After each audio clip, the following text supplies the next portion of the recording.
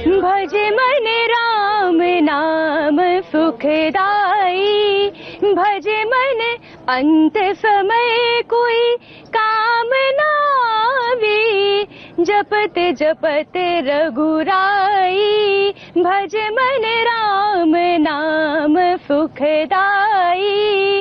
राम नाम की इस जप में इतना सुख है जिसे आज पूरी अयोध्या नगरी ही नहीं बल्कि विश्व में जितने भी राम भक्त हैं वो जप रहे हैं। और राम नाम का एक माला फेरने वाले योगी सन्यासी खुद जिनके नाम में राम है वो रामदेव जी हमारे साथ हैं। स्वामी रामदेव जी बहुत बहुत स्वागत है इंडिया टीवी के। बहुत बहुत प्रणाम आपको मीनाक्षी जी, और इंडिया टीवी के माध्यम से जो करोड़ों करोड़ों राम भक्त एक अपने भीतर गौरव सौभाग्य अनुभव कर रहे हैं। 500 वर्षों से जिस दिन की इंतजार थी वो घड़ी पूरी हुई है, और अब जिन्होंने कस्में खाई थी वो कस्में भी पूरी हो गए, वो वादे और इरादे भी पूरे हो गए। मैं प्रथम तो मर्यादा पुरुषोत्तम भगवान श्री राम को प्रणाम करता हूं, इस धरती को प्रणाम करता हूं कि ये सौभाग्य हमें अपनी आंखों से देखने को मिल रहा है। और मैं सुबह योग का सेशन हरिद्वार से लेकर के और वहां से चला था, और मीनाक्षी जी तब आप यहाँ से थे। बिल्कुल बिल्कुल। और अब हम यहाँ साथ बैठे हैं। ये शुभ दिन हमें देखने को मिला है, इसके लिए हम देश के यशस्वी प्रधानमंत्री नरेंद्र मोदी जी को धन्यवाद देते हैं, देश के गृह मंत्री जी की दृढ़ता को कि उन्होंने देश की कानून व्यवस्था को इस तरह से बदस्तूर बना के रखा कि कोई एक पत्ता तक नहीं हिला। और आज योगी जी का यहाँ उत्तर प्रदेश में शासन है, मोदी जी का देश में शासन है। करोड़ों राम भक्तों ने, राम सेवकों ने, जो लाखों लोगों ने बलिदान दिए थे वो सब सार्थक हो गए हैं। हम आरएसएस से लेकर के विश्व हिंदू परिषद से लेकर के अशोक सिंघल जी से लेकर के कितने लोगों ने इसके लिए तप किया, उन सब के तपस्या पूर्ण हुई है। और बहुत से उस राम आंदोलन के, श्री राम मंदिर के आंदोलन के हमारे तपस्वी साधक राम भक्त अभी भी कल हमारे साथ में होंगे, तो ये बहुत बड़ा सौभाग्य है। ये बहुत बड़ी बात है कि आपने संघर्ष की बात की है। ये संघर्षों से होते हुए प्रधानमंत्री नरेंद्र मोदी की बात करें या हम आपने उत्तर प्रदेश के मुख्यमंत्री योगी आदित्यनाथ की बात की, तो ये काल ऐसा है जब खुद प्रधानमंत्री मोदी शासन कर रहे हैं, उत्तर प्रदेश में योगी आदित्यनाथ का शासन है। और राम मंदिर तो युगों युगांतर से हम जो है प्रतीक्षा कर रहे थे। मैं तो शायद जन्मी भी नहीं थी तब से ये प्रतीक्षा हो रही है, और आज जब ये बन रहा है आपसे निवेदन है कृपया शांति बनाए रखें प्लीज। हाँ, तो रामदेव जी मैं आपसे ये समझना चाह रही थी कि मोदी जी होंगे एक दिन नहीं होंगे, योगी जी एक दिन होंगे एक दिन नहीं होंगे, लेकिन राम मंदिर तो रहेगा। और वो युगों युगांतर तक आज जो इतिहास लिखा जा रहा है उसमें स्वर्ण अक्षरों में मोदी जी का भी नाम लिखा जाएगा और योगी जी का भी नाम लिखा जाएगा। देखिए, वैसे तो राम कालातीत है। कुछ लोग मुहूर्त और जो है अमूर्त की बात कर रहे हैं, शुभ मुहूर्त अशुभ मुहूर्त की बात कर रहे हैं। राम जो स्वयं काल के नियंत्रक हैं, उनकी वो कौन सी काल की बाधा में बंधे हैं कभी। और दूसरी बात, जब राम को वनवास हुआ था तब मुहूर्त देखा था, जब राम का राज्याभिषेक हुआ था तब मुहूर्त देख के हुआ था, जब जो है यहाँ मीर बाकी ने राम मंदिर तोड़ा था और यहाँ बाबरी मस्जिद बनाई थी तो मुहूर्त देख करके तोड़ा गया था। शुभ कार्य में, बोले शुभ कार्य में किस बात का मुहूर्त। और जो आपने बात की, कुछ लोग आर्कियोलॉजिकल एविडेंस मांगते हैं। पहले हमारे यहाँ पर लोग राम को अपने हृदय में रखते थे और राम को अपने आचरण से जीते थे। राम हमारे जीवन के आचरण है, राम हमारी मर्यादा है, राम धर्म के साक्षात विग्रह हैं। इसलिए राम जन्मभूमि न्यास ने अपना स्लोगन रखा है, रामो विग्रहवान धर्म।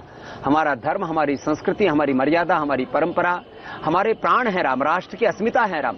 राष्ट्र राम से है, और राम राष्ट्रभक्ति हो, पितृभक्ति हो, राष्ट्र धर्म हो, मानव धर्म हो, राज धर्म हो, मातृ पितृ धर्म हो, मानव धर्म हो, और इसलिए उनको मर्यादा पुरुषोत्तम कहते हैं। तो राम की महिमा अपरंपार है। राम मात्र एक नाम नहीं है, राम एक संस्कृति है, राम एक राष्ट्र है, और राम में पूरा विश्व समाहित है। माने एक अयोध्या के राम है जहां हम हैं, और वो अयोध्या के राम अपने चरित्र से विश्वव्यापी हो गए, कालातीत है, वो मजहब से भी परे हैं। आज अपने आप को जो मुसलमान कहते हैं, जरा 100, 200, 500 साल पीछे अपने पूर्वजों को जाकर के देखो, उनके पूर्वज भी राम मिलेंगे। राम की पूजा करें या ना करें, लेकिन उनके भी डीएनए में तो राम मिलेगा। लेकिन स्वामी जी, अभी तो कई लोग ऐसे हैं जो हरे रंग पर ही विवाद खड़ा कर दे रहे हैं कि हरा रंग क्यों पहनेंगे प्रभु श्री राम। बहुत तरह के लोग विवाद खड़े करेंगे अभी, और इसमें 4-5 विवाद प्रमुख हैं। एक तो ये कि मुहूर्त जो है शुभ अशुभ मुहूर्त वाली बात छेड़ दी। कुछ लोग कहते हैं कि अभी भी एक बहुत बड़ी राजनीतिक दल है यहाँ पर, कुछ ऐसे अपने आप को इतिहासकार बोलते हैं और न जाने क्या क्या कहते हैं। वो कहते हैं ये रामायण और महाभारत एक काव्य तो है, लेकिन एक उपन्यास जैसे हैं, जैसे मुंशी प्रेमचंद ने उपन्यास लिखे या गुरुदत्त ने उपन्यास लिखे, तो ऐसी कोई उपन्यास है। मैं कहता हूँ दुनिया का कोई एक राष्ट्र तो बहुत दूर की बात है, दुनिया का कोई एक जिला तो बहुत दूर की बात है, कोई एक गांव बता दो जो 100, 200, 500, 1000, 5000 वर्षों से किसी संस्कृति, किसी सभ्यता, किसी विचार, किसी मान्यता, किसी परंपरा को मानता हो और वो किसी उपन्यास पर आधारित हो। आज 100 करोड़ से ज्यादा लोगों के नाम राम और कृष्ण पर आधारित हैं। रामायण और महाभारत काव्य खाली उपन्यास कैसे हो सकते हैं?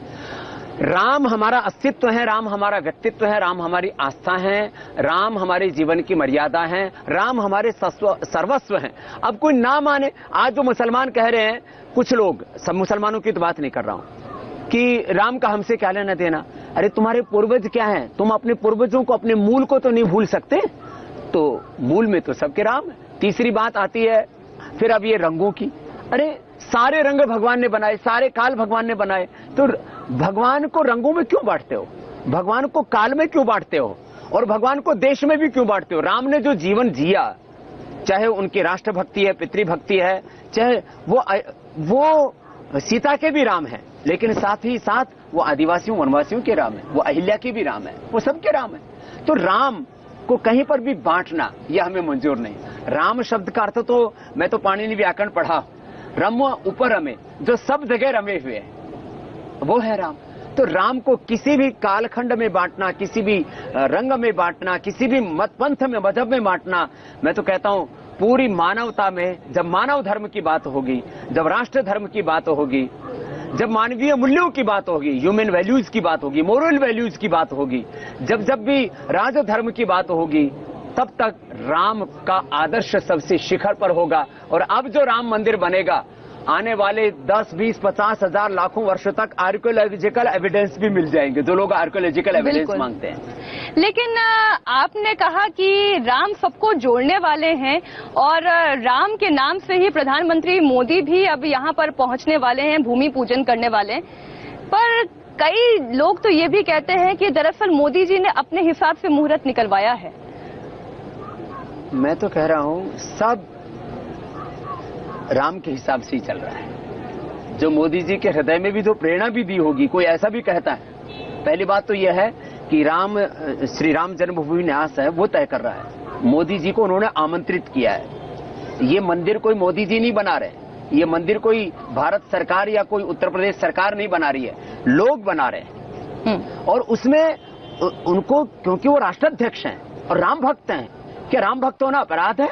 कोई कहते हैं ये देश तो गैर सांप्रदायिक है, संविधान से चलेगा, संविधान से तो चलेगा, लेकिन संविधान ये भी तो कहता है कि वो सबकी आस्थाओं की रक्षा को प्रोटेक्ट करता है, सबकी आस्थाओं के, सबके विश्वासों को बल देता है। तो राम भक्त हैं, कृष्ण भक्त हैं, शिव भक्त हैं, वो अपने संस्कृति के उपासक हैं। यदि मोदी जी, इसमें भी किसी को आपत्ति होती तो होने दो, लाख आपत्ति हो, कोई मतलब नहीं है इन बातों का। कोई राम को बांट नहीं सकता, राम को कोई छीन नहीं सकता, और लाख कोशिशें कर ली फिर भी राम के अस्तित्व को, राम के चरित्र को कोई मिटा नहीं सकता। तो स्वामी जी एक बात बताएं, ये राम का नाम फिर लोगों को जोड़ेगा कैसे? मुझे ऐसा लगता है, देखो ये जो अभी कुछ लोग राजनीति जो कर रहे हैं, ये चंद चुनिंदे लोग हैं, और ये तो राम के वक्त में भी थे। तो भाई राम का डीएनए हम में है, तो कुछ में तो रावण का भी तो आया होगा। तो ये तो देवासुर संग्राम, ये तो धर्म युद्ध युगों युगों से चलता आया है मीनाक्षी जी। इसलिए इस बात की परवाह नहीं करनी चाहिए कि किस बात के का कितने लोग समर्थन और कितने लोग विरोध कर रहे हैं। सत्य क्या है, तथ्य क्या है? तो राम सत्य है, राम तथ्य हैं, राम शाश्वत हैं, और इसलिए राम सबको जोड़ेंगे ही। हाँ, कुछ जो रावणीय प्रवृत्ति के लोग हैं, कुछ कंस प्रवृत्ति के लोग, कुछ आसुरी प्रवृत्ति के लोग हैं, उनको तो राम कभी रास नहीं आएंगे। तो इसलिए उनकी हमें परवाह नहीं करनी चाहिए। हाँ, एक पक्ष के तौर पर यदि उनकी भी बात नहीं रखी जाएगी तो मुझे लगता है वो भी अस्तित्व का एक हिस्सा है, उनको हमें नजरअंदाज तो नहीं करना चाहिए, लेकिन उनको कभी भी उनकी तरफ हमें ध्यान नहीं देना चाहिए। अच्छा, जब हम हिंदू धर्म की बात करते हैं, रामचरितमानस भी मेरे सामने है, मैं सुंदरकांड का भी कुछ हिस्सा पढ़ रही थी, तो हर हिस्से में बार बार ये कहा गया कि राम के नाम का जाप करने से ही उनकी मर्यादाओं को अपने जीवन में उतारा जा सकता है कि क्या ये वाकई में संभव है? राम नाम जपने के लिए है और राम जैसा जीते थे वैसा जीने के लिए। एक जपना है, एक जीना है। तो राम मात्र एक नाम नहीं है, मैंने कहा वो धर्म है, वो संस्कृति है, वो मर्यादा है। राम नाम जपने से राम में हमारी आस्था, हमारा विश्वास मजबूत होता है और फिर हम राममय हो जाते हैं। जैसा गोस्वामी तुलसीदास जी महाराज जी भी कहते हैं, सिया राममय सब जग जानी, करो प्रणाम जोड़ी जुग पानी, हरि व्यापक सर्वत्र समाना। तो वासुदेवा सर्वम ईशावास्यमिदं सर्वम ओम सर्वम खलु इदं ब्रह्म। तो राम नाम जपना ये हमारी राम में आस्था है, और जिसकी जैसी आस्था होती है, श्रद्धामयो यम पुरुष है, श्रीमद् भगवद गीता में कहा यो या श्रद्धा सा एव सा। तो जो राम नाम जपेगा फिर वो हम जैसा आचरण भी तो करेगा ना, वो रावण जैसा आचरण थोड़ी ना करेगा। इसलिए राम नाम जपना और राम जैसे जीते थे वैसे जीना, यही राम की सच्ची भक्ति है। ऐसा नहीं कि राम नाम जप रहे हैं और भाई भाई में झगड़ा हो रहा है, तो ये कोर्ट कचहरी नहीं होनी चाहिए। राम और भरत जैसा प्रेम भी होना चाहिए कि एक भाई को वनवास हुआ तो दूसरा भाई झोपड़ी में तपस्या करने लगा। तो राम और भरत जैसा, हम बच्चे थे तब स्कूल में प्रार्थना गाते थे, राम भरत सा मेरा मन हो, अर्जुन भीम सा मेरा तन हो पटेल सा स्वाभिमान, बढ़े भारत की जिससे शान, मैं वह पुरुष बनो भगवान, बढ़े भारत की जिससे शान। तो हमें राम और भरत जैसा, लक्ष्मण शत्रुघ्न जैसा बनना है। राम ने जैसे अपने माता पिता की आज्ञा की अवहेलना नहीं की, उनके लिए वनवास और उनके लिए राज्याभिषेक सब बराबर थे। इसलिए राम त्याग है, राम तपस्या है, राम बहुत अच्छी बात बोली। ये बेटा कैसा हो राम जैसा हो, और पति कैसा हो राम जैसा हो, राजा कैसा हो वो भी राम जैसा हो। हर उपमा में राम का नाम है। इसलिए मैंने कहा ना, राम एक जीवन पद्धति है, राम एक मर्यादा है, राम एक जीवन का आचरण है, राम जीवन के जो है आदर्श हैं, वो हमारी आइडियोलॉजी है, वो हमारे प्रिंसिपल हैं, वो हमारे आइकॉन है, वो हमारे रोल मॉडल है। जैसे राम को हमें देखना है, राम सब दिशाओं से एक महामानव, एक महापुरुष, एक अवतारी पुरुष, जिस भी रूप में देखना हो, चाहे उनको हम पूर्वज के रूप में देखें, चाहे उस ब्रह्म सत्ता का जो अवतरण समझें, जिस भी रूप में देखना हो, एक योगी राम को देखें और एक योद्धा राम को देखें, हर रूप में राम अप्रतिम है।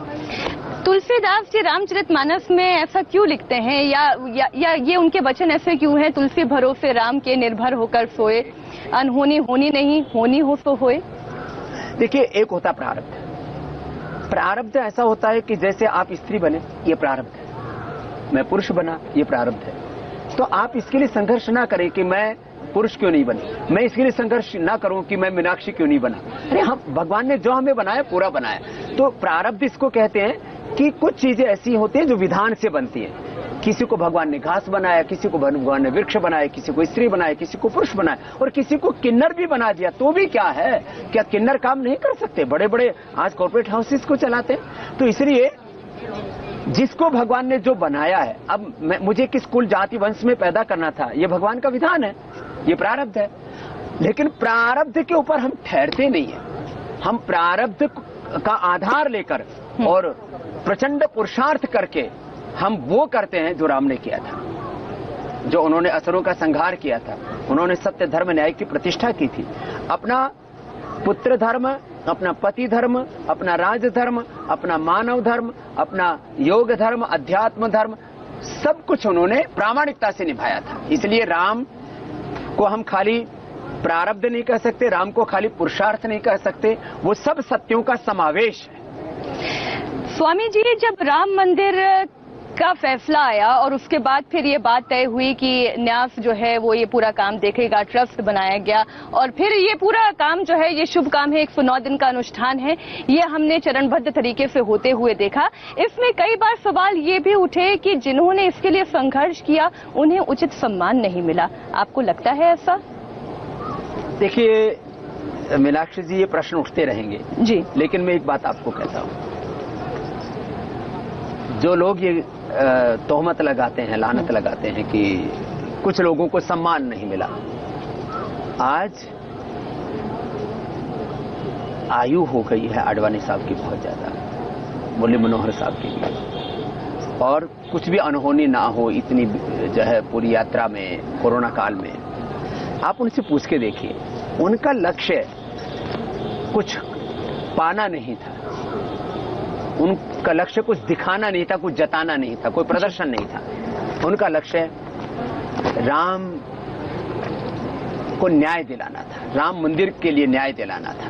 तो जो आज हो रहा है उससे अभिभूत होंगे आडवाणी साहब, उससे अभिभूत होंगे जी, उससे गौरवान्वित होंगे मुरली मनोहर साहब। इसलिए यह बात मुझे जचती नहीं है, भीतर उतरती नहीं है कि किसी का भी इसमें अनादर है। उमा भारती जी तो आ रही हैं, लेकिन भूमि पूजन होने के बाद आ रही हैं। देखो, किसको बुलाना है किसको नहीं बुलाना, जहां तक मैं समझता हूं, देखो यद्यपि मैं इसमें सीधे तौर पर राम जन्मभूमि न्यास का सदस्य नहीं जी, लेकिन मुझे इतना जरूर पता है कि इस सारे अनुष्ठान का निर्धारण वो श्री राम जन्मभूमि जो न्यास है उसके द्वारा हो रहा है। इसमें किसी भी प्रकार से मोदी जी की, अमित शाह जी की, योगी जी की कोई भूमिका नहीं है। वो भी एक, क्योंकि इस प्रदेश के मुखिया और प्रोटोकॉल में जब प्रधानमंत्री आते हैं तो गवर्नर का और मुख्यमंत्री का होना ये एक प्रोटोकॉल के तहत अनिवार्य है। तो यहाँ जो भी कार्य हो रहा है इसका निर्धारण राम जन्मभूमि न्यास कर रहा है। इसमें किसी भी तरह की कोई राजनीति मैं नहीं देखता हूँ, कौन कब आ रहा है। और मैं तो कह रहा हूँ कि हमारी आंखों के सामने आज तो विज्ञान ने सारी दुनिया मिटा दी है। जो अपने घर में भी बैठे होंगे सब हमारे इंडिया वाले, भारत वाले नहीं, पूरी दुनिया के भाई बहन वो अपने घरों में बैठे हुए इस अनुष्ठान को देख सकेंगे जी। तो हमारे आंखों के सामने कार्य हो रहा है, ये गौरव की बात। और इस कार्य का होना, मेरी 2 दिन पहले हमारी बहुत ही प्रिया दीदी रितंबरा जी से बात हो रही थी। उन्होंने कहा कि स्वामी जी अब मैं 2 दिन जीऊं या 100 दिन जीऊं या 100 साल जीऊं, मेरा सपना पूरा हो गया, मैं धन्य हुई। अच्छा, कई लोग एक और सवाल पूछते हैं, हालांकि राजनीतिक बातें करने का कोई मतलब नहीं है, ये समय ऐसा है जब तो प्रभु का नाम का गुणगान ही होना चाहिए और वही हम कर भी रहे हैं। स्वामी रामदेव जी, आप लगातार इंडिया टीवी अगर देखेंगे तो सुबह से लेकर रात तक कोई राजनीतिक बातें नहीं होती हैं, सिर्फ राम मंदिर कैसे बन रहा है, इसकी तैयारियां कैसे है, अनुष्ठान कैसे हो रहे हैं, हम वही चर्चा करते हैं। और योग और अध्यात्म के जरिए तो हम लगातार आपकी शिक्षा दर्शकों तक पहुंचा ही रहे हैं। लेकिन फिर भी कई लोग जब अगर ये सवाल पूछते हैं कि मोहन भागवत जी क्यों है इस कार्यक्रम का हिस्सा, तो आप उनको क्या कहेंगे? राम मंदिर का जो आंदोलन चला, ठीक है, मीर बाकी के समय में नहीं था। मैंने सुना है 1 लाख से ज्यादा लोगों ने शहादत दी थी अपनी। मैंने वो आंदोलन नहीं देखा। उन सब राम भक्तों को भी मैं प्रणाम करता हूं जिनकी शहादत, जिनके बलिदान की बदौलत ये आज हमें सुदिन देखने को मिला है। लेकिन जो पिछले 3 दशकों से जो आंदोलन चला, उस आंदोलन की प्राण भूत सत्ता कौन थे? आरएसएस, विश्व हिंदू परिषद थी जी। उनका होना ये एक उस आंदोलन के जो नायक थे उनका होना ये तो कृतज्ञ गौरव की बात है। इसमें कौन सी राजनीति आ गई? तो राजनीति लोग जो ढूंढ रहे हैं उनको आप क्या कहेंगे? मैं उनको यही कहूंगा कि बस वो भगवान राम के चरणों में आस्था रखें और राम की तरह निष्प्रिय रहें। किसी तरह की कामना, अपने दुर्भावना, दुर्विचार अपने मन में ना रखें, तो राम उनका भी भला करेंगे। नहीं तो जीवन में बिना राम के तो देखो दुख और दरिद्रता के सिवा कुछ है नहीं। इसलिए दाता एक राम, भिखारी सारी दुनिया, राम एक देवता, पुजारी सारी दुनिया, दाता एक राम। तो राम के ऊपर भरोसा रखें और मुझे लगता है तमाम तरह की जो ऊंची बातें हैं, हल्की बातें हैं, इस अपने आप को हटाएं और राम के चरणों में आस्था रख करके और अपने कुछ अंशों में भी राम के चरित्र का हम अनुसरण कर लेंगे तो हमारा उद्धार निश्चित है। अच्छा, एक दोहा जो है मुझे ये रामचरितमानस का बहुत ही अच्छा लगा था। मैंने सोचा था कि उसका भावार्थ जो है मैं आपसे विस्तार में सुनूंगी। सेवक कर पद नयन से मुख सो साहिबू होई, तुलसी प्रीति की रीति सुनी सु कभी सराही ही होई। देखो, राम के सेवक, राम के भक्त वह हैं जो सबसे प्रीति करते हैं, जिनके मन में कोई बैर नहीं है, कोई विरोध नहीं है, किसी के प्रति कोई दुर्विचार नहीं है, दुर्भावना नहीं है, किसी का बुरा करने का तो स्वप्न में भी जो सोच नहीं सकते, ऐसे राम के भक्त होते हैं, राम के सेवक होते हैं। तो मुझे लगता है इस समय भी जो चल रहा है ना उठा पटक, उसके लिए ये प्रासंगिक है। मैंने इसलिए आपसे पूछा कि जिस तरीके से सेवा की जा रही है, क्या ऐसी ही होनी चाहिए थी? क्या सबको साथ में लेकर एक भाव से, एकात्म राष्ट्र की जब हम बात करते हैं, भाव की बात करते हैं, ठीक वही कल्पना साकार हो रही है जो प्रभु श्री राम की कल्पना है या उनकी इच्छा है? मैं एक बात कहता हूँ मीनाक्षी जी, यदि कुछ लोग ऐसा कहते हैं कि सारे राजनीतिक दलों को बुलाना चाहिए था, यहाँ तो कोई राजनीतिक दल नहीं आ रहा है।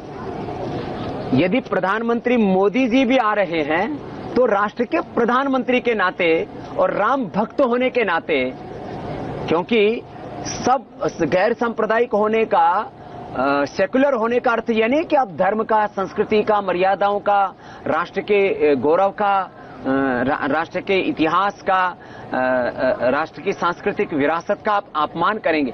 गैर सांप्रदायिक होने का, सेकुलर होने का अर्थ है सबका आप सम्मान करेंगे और जो आपकी आस्था है उसको आप, उसके प्रति आप दृढ़ता रखेंगे और सबके प्रति आप उदारता रखेंगे। तो इस आयोजन में किसी भी राजनीतिक दल को आमंत्रित ही नहीं किया गया। कोई जो है यहाँ पर एमएलए, कोई एमपी, कोई सीएम यहाँ पर आमंत्रित नहीं है। उद्धव ठाकरे जी तो नाराज हो गए कि हम शिव सैनिकों की भूमिका थी, वो आना चाहते थे, नहीं आने दिया।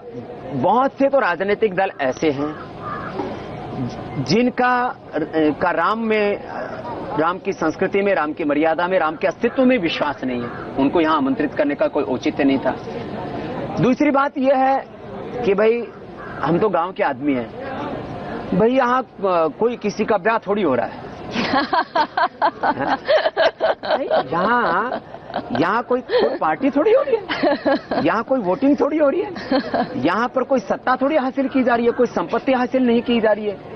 फिर राम के चरणों में कोई भी अपनी श्रद्धा रख सकता है और उसके लिए उस जो राम जन्मभूमि ट्रस्ट की ओर से जो शिलान्यास कार्यक्रम हो रहा है, मुझे आमंत्रित किया गया है, मैं उसके लिए गौरवान्वित महसूस करता हूँ। एक बात कहता हूँ, मुझे आमंत्रित ना किया होता और मैं यहाँ आकर के रामलला का दर्शन कर रहा होता, मुझे कौन रोक लेता? तो सब आकर के रामलला का दर्शन करे ना, उस पंडाल में घुसना जरूरी है? सही बात है। अरे भाई, आपके हृदय में राम बसे हुए हैं, आप आकर के रामलला का दर्शन करो और आज नहीं 365 दिन करो, जो भी कोरोना काल में नियम विधि विधान बने हुए हैं। और जब ये राम मंदिर बन जाएगा सब आकर के दर्शन करो ना। और मैं तो कहता हूँ सबको दर्शन करने चाहिए और राम के जीवन का सबको अनुकरण भी करना चाहिए। कोई राम किसी राजनीतिक दल के कभी हो नहीं सकते, किसी जाति के नहीं हो सकते, किसी जाति के नहीं है, पंथ के नहीं है, किसी राजनीतिक दल के नहीं है। लेकिन उसके बावजूद कुछ विरोधी ये कहते हैं कि राम मंदिर किसी के लिए सत्ता की सीढ़ी या एक बहाना तो हो सकते हैं। क्या अरे भाई, अब अच्छा बताओ, प्रधानमंत्री मोदी जी देश के प्रधानमंत्री बन चुके, इससे आगे क्या बनेंगे बताओ? राम के इस भव्य और दिव्य मंदिर के शिलान्यास, इसके भूमि पूजन में आकर के भाई प्रधानमंत्री से बड़ा तो हिंदुस्तान में तो कोई पद होता नहीं। अब भाई वो अमेरिका के राष्ट्रपति बन जाएं या पूरी दुनिया की कोई एक वर्ल्ड जो है पार्लियामेंट बन जाए और उसके कोई वो जो है उसके वो प्रेसिडेंट या उसके अमेरिका के राष्ट्रपति बना सकते हैं क्या प्रभु श्री राम? ये तो खैर मजाक की बात है। बात यह है कि मोदी जी को राजनीति में और पाना क्या है? अरे योगी जी एक फकीर आदमी, हमारे गुरु भाई हैं, उनके गुरुजी से भी हमारे रिश्ते रहे, आज 3 दशक से हमारे उनके साथ भी संबंध है। अरे एक फकीर को देश का, दुनिया का सबसे बड़ा प्रदेश है उत्तर प्रदेश, वो उसके मुख्यमंत्री, उनको क्या पाना है? और आगे कुछ उनको राम की कृपा से यदि और भी कुछ देश की सेवा करने का सौभाग्य मिलेगा तो जिनके पेट में दर्द होता होने दो। लेकिन विवाद तो कुछ लोग ये भी कर देते हैं कि सन्यासी क्यों मुख्यमंत्री है? इतने लोग और हैं, वो एक सन्यासी को मुख्यमंत्री क्यों बनाया गया? तो जिनकी कोई हैसियत नहीं होती, वो पहली बात तो उनको ऐसा प्रश्न करने का कोई अधिकार नहीं है, जिनकी औकात ही नहीं है। और फिर दूसरी बात यह है, वो कोई गैर संवैधानिक तरीके से लेकिन एक सन्यासी तो बहुत कुछ हो सकते हैं। अरे एक सन्यासी क्या नहीं हो सकता?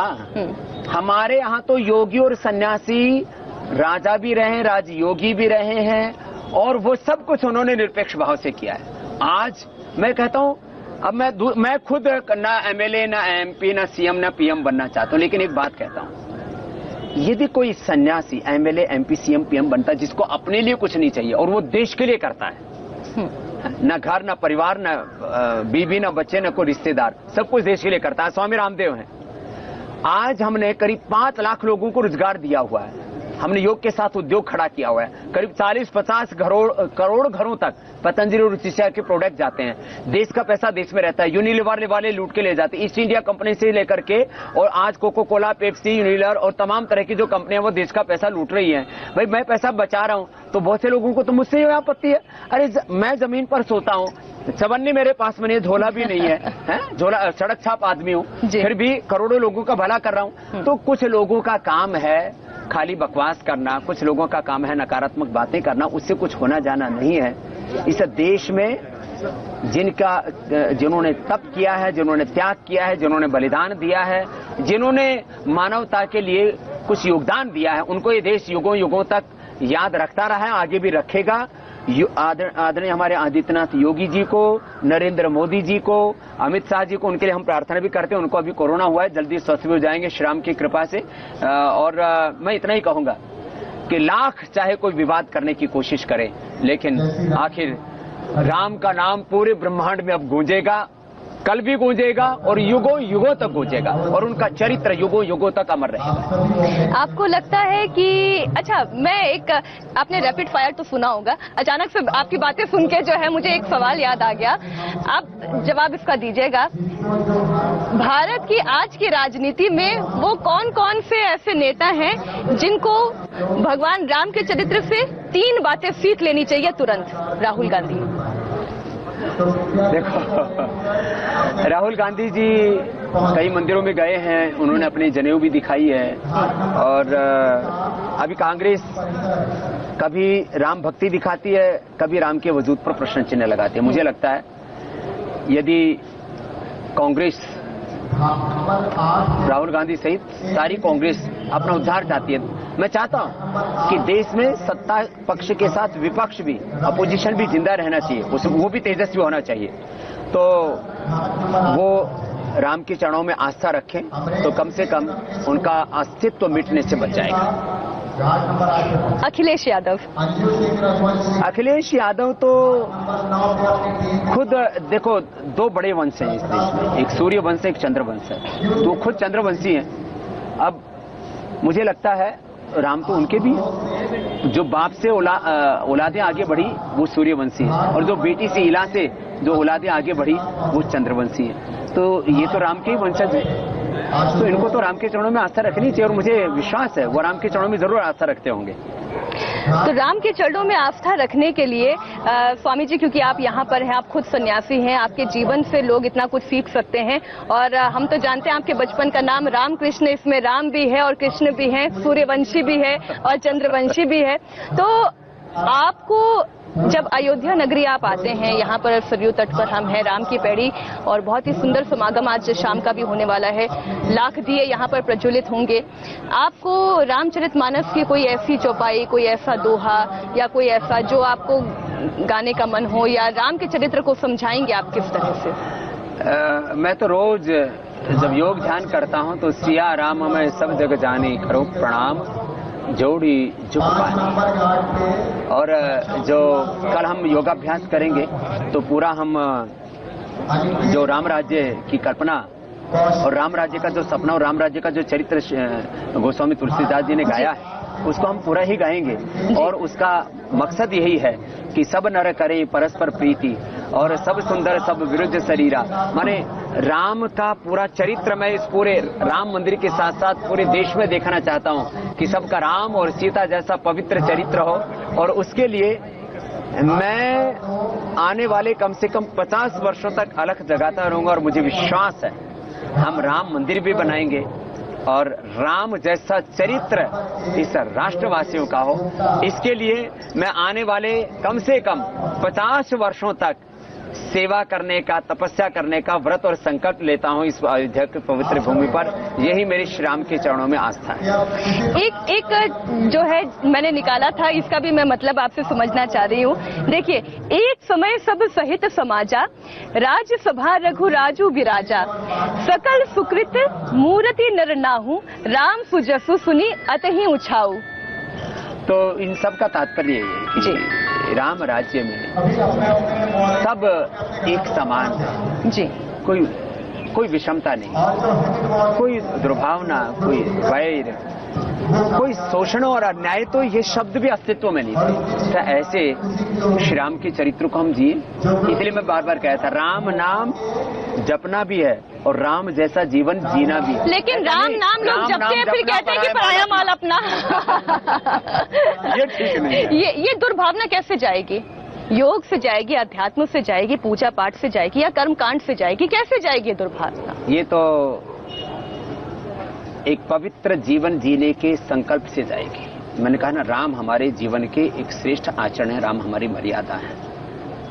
हम जैसा राम ने एक पति की भूमिका निभाई, एक पुत्र की भूमिका निभाई, एक राजा की भूमिका निभाई, रघुपति राघव राजा राम पतित पावन सीताराम, तो राम जैसा चरित्र होना, मैं तो इसी को सच्ची राम भक्ति मानता हूं। और ऐसा जब हम जिएंगे ना, तो ये सारे प्रश्नों का अंत हो जाएगा, सारा अंधेरा छट जाएगा। और जैसे अभी चारों ओर प्रचंड प्रकाश ही प्रकाश है, ऐसे आप भी जो है पसीना से लथपथ हैं और मैं भी श्वेत स्नान कर चुका हूँ। लेकिन उसके बावजूद दर्शक देख रहे हैं ना, स्वामी रामदेव जी तो खुद सन्यासी हैं, इनके चेहरे की मुस्कुराहट कभी जाती नहीं है। मैं भी सुबह से मुस्कुरा रही हूँ कुछ इसी तरीके से यहाँ बैठकर, क्योंकि मुझे ना गर्मी का बहुत ज्यादा एहसास हो रहा है और ना कोई आप योग भी करने लगे। और ये आपका सौभाग्य है, कितने एंकर होंगे इस देश में, सैकड़ों न्यूज चैनल हैं, और उसमें आपको इंडिया टीवी ने यहाँ रिपोर्टिंग के लिए चुना है, परवर नारद जी को चुना है, तो ये आप लोगों का सौभाग्य है। और ये आपके लिए भी एक गौरवशाली दिन है कि जब राम मंदिर का शिलान्यास हो रहा था, तब हम राम की सेवा में अयोध्या में थे। राम की सेवा में अयोध्या में हम सब इस वक्त हैं। एक आखिरी सवाल मैं आपसे कर रही हूँ, उसके बाद मैं जानती हूँ कि आप इधर उधर देख रहे हैं, आपको और भी लोग ढूंढ रहे हैं। लेकिन स्वामी जी, आप कहते हैं कि चाहे आप ऑफिस में बैठकर काम करते हो, आप राजनीति करते हो, आप इंजीनियरिंग जान रहे हो या आप डॉक्टरी पढ़ रहे हो, योग को जीवन से नहीं हटाना है। लेकिन उसके बावजूद लोग आलस करते हैं। योग को कैसे मतलब अपने मन को उस तरीके से हम तैयार करें कि चाहे जो हो योग करें। मर्यादा पुरुषोत्तम श्री राम 14 वर्ष वन में रहे, योग करते थे। वाल्मीकि रामायण में पूरा चरित्र है, यज्ञ करते थे, संध्या उपासना करते थे, ध्यान समाधि लगाते थे। नहीं तो इतना संघर्ष, इतनी प्रतिकूलताएं, चारों ओर असुरों का इतना तांडव, और रावण जिसकी सोना की लंका और जिसके पास अकूत धन दौलत और इतने साधन, तो कार्य सिद्धि सत्य भवति न तो महताम नोपकरण। तो ये राम से हमें ये भी सीख लेने की, राम तपस्वी है राजा, वो योगी है और 14 साल तक वन में रहे थे। थोड़ा सा एक विनोद की भी बात है, वो 2 ही गए थे और 2 ही वापस आए। सही बात, उनमें संयम था। मैं विनोद भी नहीं कह रहा हूँ इस बात को, बिल्कुल सही। लेकिन यदि उनके जीवन में संयम ना होता, ब्रह्मचर्य ना होता, जो राजवंश में पैदा हुआ, महलों में पैदा हुआ और एक बहुत बड़े साम्राज्य का राजा था, वो पर्वत कुटीर में कैसे रह सकता है? तो उन्होंने तपस्या की थी, योग किया था। इसलिए मैं सबसे आह्वान करूंगा, अच्छा, सब उनका योगी तो योग बने। है स्वामी रामदेव।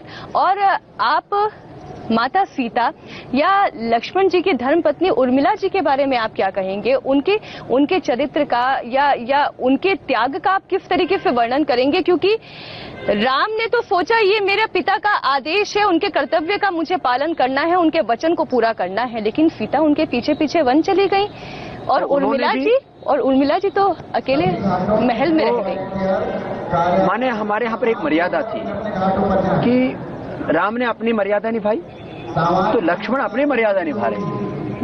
उर्मिला अपनी मर्यादा निभा रही है। जो जिसके लिए निर्धारित धर्म था, कर्तव्य था, जो अपना कर्तव्य उसी पर न्योछावर हो जाना है। मनुष्य तेरे जीवन का कुछ भी नहीं ठिकाना। भरत अपने तप और त्याग का वो अपना प्रतिमान घड़ रहे थे, तो जिसका जो कर्तव्य था वो अपना कर्तव्य निभा रहा था। तो मैं सबसे आज दो ही बात कहूंगा, राम की तरह तपस्वी बनना, योगी बनना, सहनशील बनना। राम भक्त होने का अर्थ है मातृ पितृ भक्त होना, राष्ट्र भक्त होना, मर्यादाओं में जीना, संयम में जीना और कर्तव्य का पालन करना।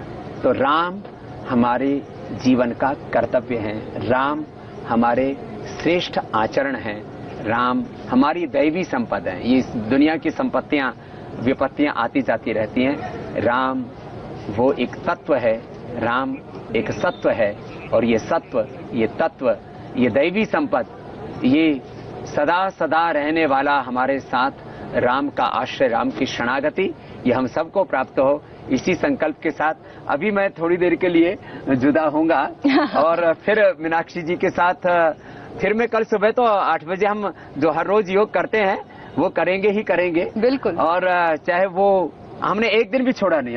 एक दिन भी नहीं। अच्छा, मैं छुट्टी पर चली गई, एंकर्स बाकी छुट्टी पर चले गए। हालांकि हमने कोशिश की कि कहीं कोई, लेकिन फिर भी आपकी 99% प्रेजेंस है। और पूज्य आचार्य जी का आज जन्मदिन था, जड़ी बूटी दिवस, और मुझे अयोध्या आना था।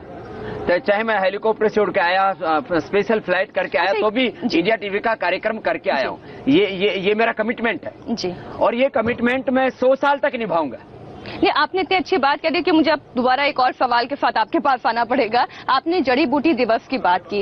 ये जड़ी बूटी दिवस केवल एक दिवस के तौर पर नहीं, हम हर दिन जो है किस तरीके से अपनी सेहत का ख्याल रख सकते हैं? रोज योग करें, गिलोय, तुलसी, दालचीनी, अश्वगंधा, मुलैठी, जो कुछ जड़ी बूटियां, और कुछ गमलों में लगा सकते हैं। एलोवेरा है, गिलोय है, तुलसी है, मरवा है, और कितने नीम है। आज तो जो है बोनसाई तैयार हो जाते हैं, तो बोनसाई पत्ते खाते रहे, बोनसाई हो जाएगा। तो अपने गमलों में, अपनी छत पर, अपने आंगन में जड़ी बूटियां लगाए। और हमने 1 करोड़ जड़ी बूटियां लगाने का संकल्प लिया है जड़ी बूटी दिवस पर। आचार्य बाष्णी जी को हमने गिफ्ट दी है 1 करोड़ जड़ी बूटियां, पेड़ पौधे लगाने की।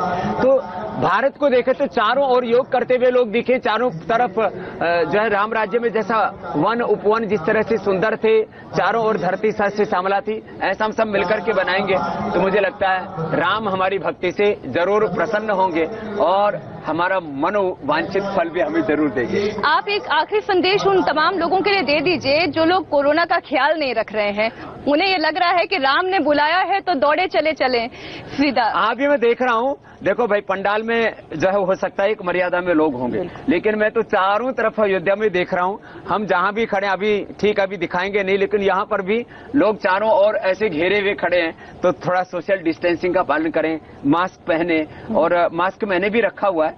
और अच्छा, ये भी तो हम लोग सोशल डिस्टेंसिंग के साथ ही बैठे हैं। बिल्कुल बिल्कुल बिल्कुल। और वैसे एक बात बता देता हूँ जी, ठीक है, जिनकी इम्यूनिटी अच्छी है उनका कुछ नहीं होगा, लेकिन फिर भी आप बैल मुझे मार क्यों करें? पहली बात तो यह है कि मुझे कोरोना होगा नहीं, और होगा तो मेरा कुछ बिगड़ेगा नहीं। मैं जो है करोड़ों कोरोनाओं को मात देने की ताकत रखता हूँ, लेकिन फिर भी हम सोशल डिस्टेंसिंग का पालन करें। कोरोना काल में जो नई मर्यादाएं बनाई उनका ध्यान रखें, रोज योगाभ्यास करें, जड़ी बूटियों का सेवन करें, खुश रहें, और अपने घरों में रहकर के ही अपने घर आंगन में, जब यहाँ पर हम शिलान्यास कर रहे हैं, भूमि पूजन कर रहे हैं, तो आप घर में दीप जलाइए और राम नाम की धुन गाते रहिए। बहुत बहुत धन्यवाद स्वामी रामदेव जी हमारे साथ जुड़ने के लिए। बहुत बहुत प्रणाम आपको।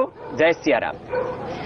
स्वामी रामदेव जी हमारे साथ जुड़े, उन्होंने बताया कैसे राम राज की स्थापना होगी। योग और अध्यात्म का रास्ता हमें अपनाना होगा। हमें ये देखना होगा कि योग और अध्यात्म के साथ साथ हम कैसे राम के जीवन के चरित्र को समझते हुए उसे अपने अंदर आत्मसात कर सकते हैं। हमें ये ध्यान रखना होगा कि कोरोना का संक्रमण काल है, कोरोना भी गया नहीं। आपने स्वामी रामदेव को अभी सुना, स्वामी रामदेव ये कह रहे हैं जिनकी इम्यूनिटी तो मजबूत है वो तो बच जाएंगे, लेकिन जिनकी इम्यूनिटी मजबूत नहीं है हम उन्हें जरूर बीमार कर सकते हैं। तो इसका ख्याल रखना होगा और इसी का ख्याल इस वक्त पूरी अयोध्या नगरी में भी रखा जा रहा है। खुद मुख्यमंत्री योगी आदित्यनाथ यहाँ पर आ रहे हैं, पूरी तरीके से सर्वे कर रहे हैं और किस तरीके से सर्वे हो रहा है और कैसी सुंदर अयोध्या नगरी सजाई गई है, जरा इस पर एक छोटी सी रिपोर्ट आप देखिए।